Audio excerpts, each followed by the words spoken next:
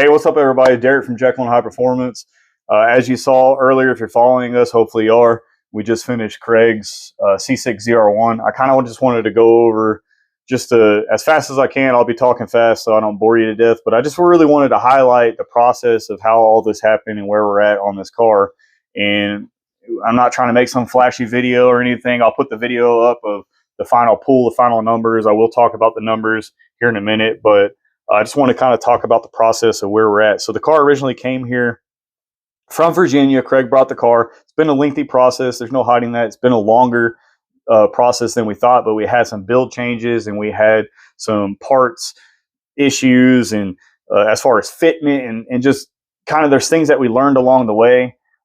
And I mean, it was great. And thank you very much, Craig, for believing in us. First of all, bringing us your build, because if you saw this car, it's probably one of the cleanest ZR1s that I've ever seen. I mean, it's climate controlled, stored, spotless fender wells underneath the car. I mean, there's not a speck. We try to keep the cars as clean as we can over here in West Texas.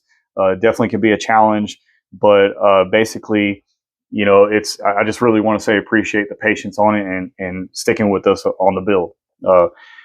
Basically, he brought the car down from Virginia, dropped it off. We pulled his motor out. Supposed to be a stock bottom end, max build, 2650, MoTeC, all that stuff. And basically, I found some things in the cylinder walls I didn't like, and we discussed it, and he decided to move forward. And we went all out with a 427 LSR, our custom cam, CID heads. So basically, he had like every build we do is one off. I don't put packages out there online, things like that, because I like the one-on-one conference with the customer. There's things like camshafts that we develop that we will put in other builds, maybe change them to different versions and stuff like that. This was the first revision of this camshaft that I did. So this is a one-off cam. First time we've used it for his car. So, you know, in aspect, he was a gerbil on it, and he believed in us to get the job done, which I feel like we did. He wanted the car to drive like stock. He wanted the car to not chop like crazy, but it needed to make power, needed to be fast. He's not trying to destroy the world. This car is full weight, C8 seats, AC, power steering, ice tank, like, I mean, everything. So let's kind of go over the build of where we ended up with it. 427 LSR. I'll be looking at my notes here so I can keep on track and try to keep it fast. CID heads, JHP custom cam, Kong ported 2650, 120 throttle body, Kong's cold air intake, MoTeC N150, Pro Drag setup. You know, that's the cream of the crop right there, in my opinion. I've used other MoTeC packages. By far, the Pro Drag is what makes it all work out. Of course, the person on the keyboard as well. But anyways, had to get that in there. A little RPS triple disc, ID 1700s.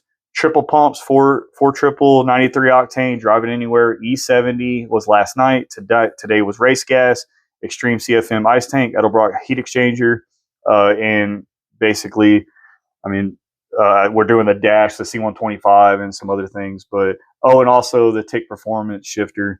There's probably some things I'm missing, but that's the basis of this thing, and it's all about the combination and putting it all together. I had to fit all, you know, the request of what he wanted.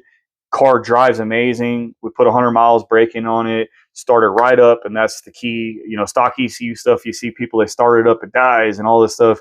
I put in my calibration, boom, starts right up, runs, brake in the lifters, get straight to business, you know, bed in the cam to the lifters, all that stuff, and get it on the road to test it, cutting oil filters. We broke it in, built the motor here. So we had to do our braking. We didn't do the long block.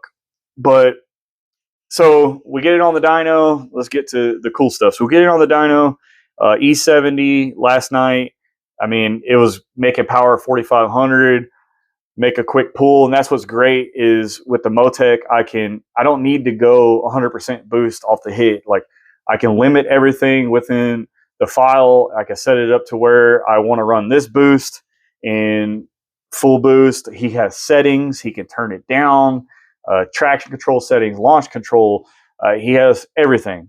So basically, we got it up to 1208. It made 1206, 1105, or 1208, 1105. Then it made 1206, 1115. No ice, anything, and that was on E70. And I absolutely, you know, I knew it was going to make more. We were at 5800 DA yesterday or something, 5500. It was 112 degrees, record temps in the shop. I ain't spoiled. I don't got AC in the shop. I don't have any of that stuff. We get out there and sweat, unfortunately. Would I love it? Yeah.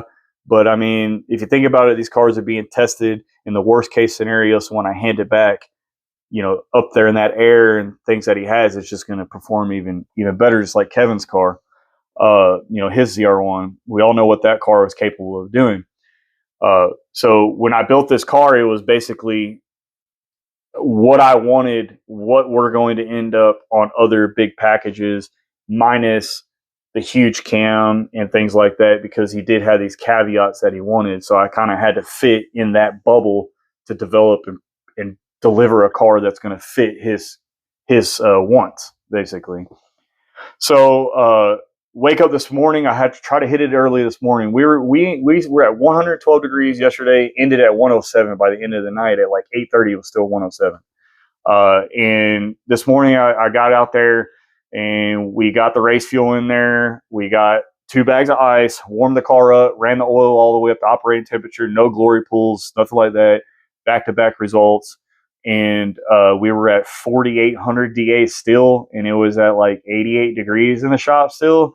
The car absolutely laid down a number, followed by another. So 1333, 1269 is what this car laid down on our fuel. So extremely happy. I mean, like normal, just yelling, excited about what we did, proud of what we did. And remember, this is a stock MPP exhaust car. So pushing that through that exhaust, we know the limitations around that 1180, 1200 range. I mean, that exhaust is restrictive. 2-inch headers. We don't have no 2 1/8. We don't have no crazy headers on this car. And I know for a fact if I put a more race spec cam and we have a builder that wants to do even bigger, this same build, but on a racing aspect of it, I'm gonna make, you know, I dare to say 1400 in good air. I dare to say it. And we know what we're doing on our LTR platform, full race setup. I mean, we have the recipe for it.